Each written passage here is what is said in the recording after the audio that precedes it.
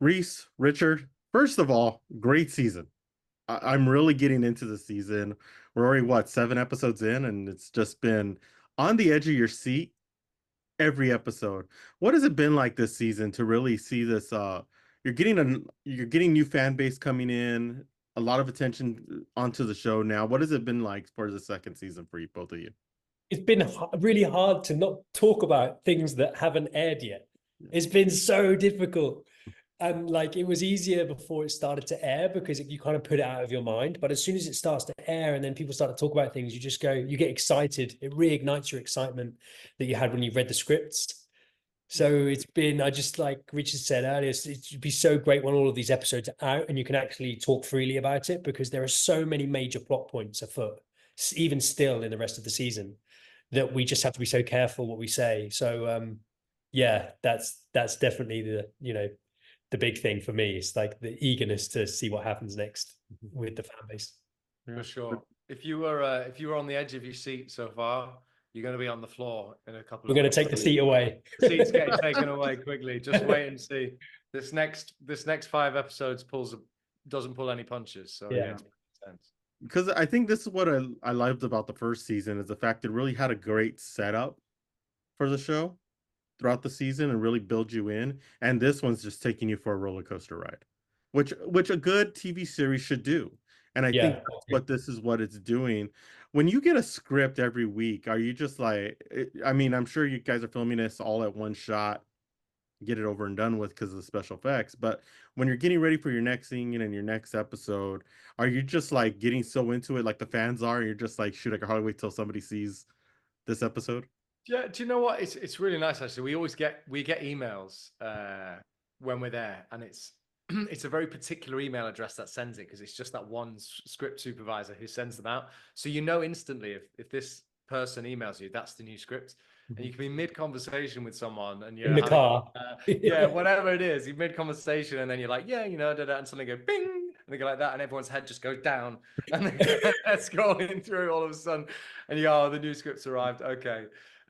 So yeah, people are still, and also they want to know what's going to happen, and we care about these characters now, and we want to know what's going to happen with them. But also because of the writers' strike that happened last year, we actually did do it one episode at a time because we had to, because we were playing catch up a little bit from all of the hold up. So so this was unique in the sense that we actually did film one episode in story order, which allowed in sequence. So it allowed us to kind of really be waiting and chewing our fingernails to see what happened next time.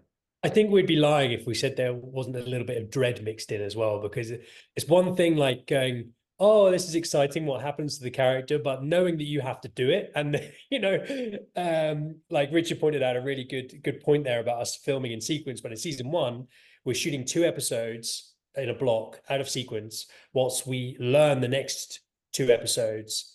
And it's just relentless. So when a big storyline comes in and you've got big long scenes to learn and you want to do them justice, there's always a bit of dread because you know the amount of work that it takes to know these lines and be completely confident in being able to go to set and not have to even think about any of the lines or anything like that.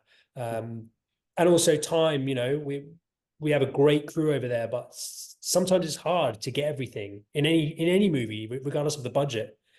You are always against it because they want to squeeze every bit of production value out of the budget as they can. So there's kind of an adrenaline that takes hold of you for the whole shoot, or at least it does me. And then when you get home, you realize how much adrenaline you're running on. When you get home, you just collapse for a week. There's a lot of moving parts in this as well. It's not 2 people sat in a living room somewhere in Manhattan.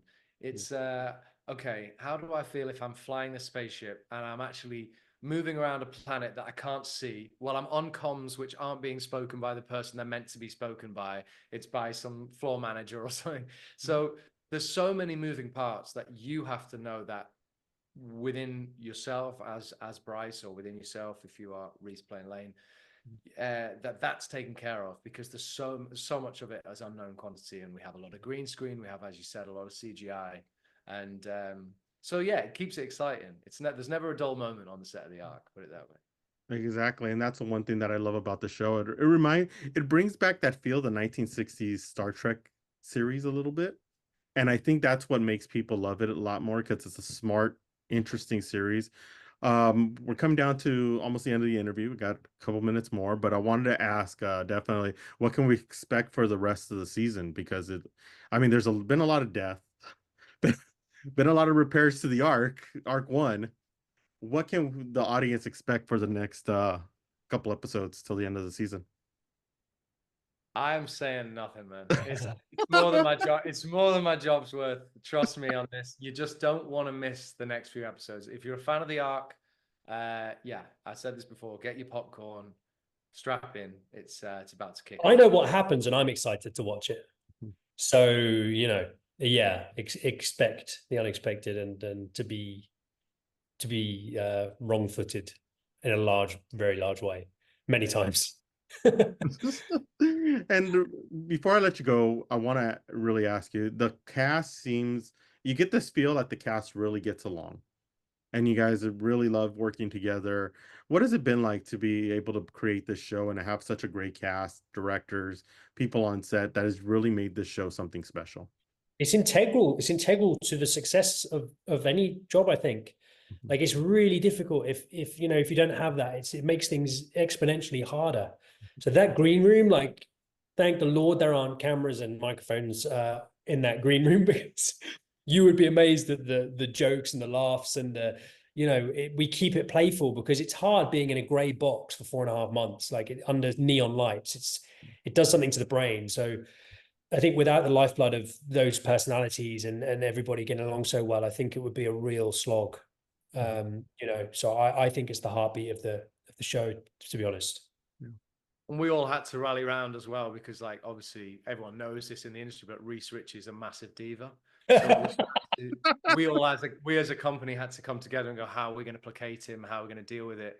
And we've figured it out. You've got the coffee right. The coffee is just, sorry, sir. Yes, I'm sorry, sir. It wasn't quite the right temperature. I will never make that mistake again. I'm sorry, sir.